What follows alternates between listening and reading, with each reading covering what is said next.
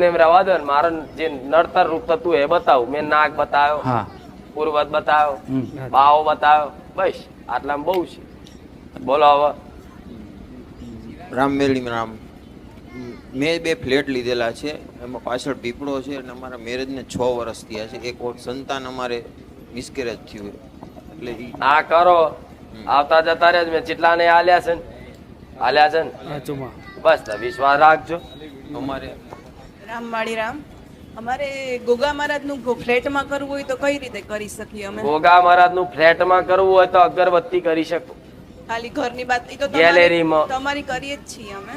ગોગા મહારાજ ની બહાર ગેલેરી કરી શકો.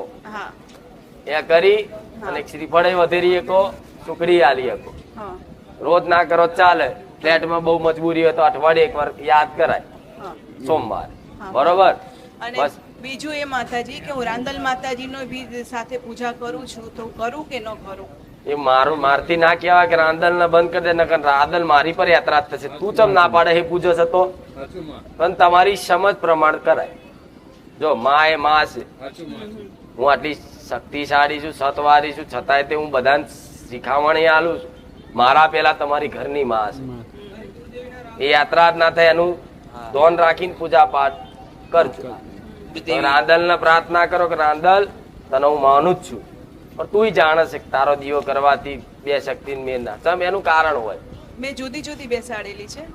ભલે પૂજી શકો છો, ભક્તિથી તમે કોઈ પણ પૂજી શકો છો, હા. ભક્તિથી અંબે પૂજી શકો છો, બધું. પણ હક અધિકાર કુળદેવી ના આલવાનો. પેલા કુળદેવીને જ આપું છું, બસ. પછી રાંદલ તો માતા પૂજી શકો. હા હું કોઈ અને ભક્તિમાં માતા- ખલેલ પહોંચાડાય પટેલ? અને એમ તો આ મારા બસ્તીના આ પૂછી જોજો. માળી વડીલ છે, અંબે માતા ભક્તિથી પૂજો તો પૂજો.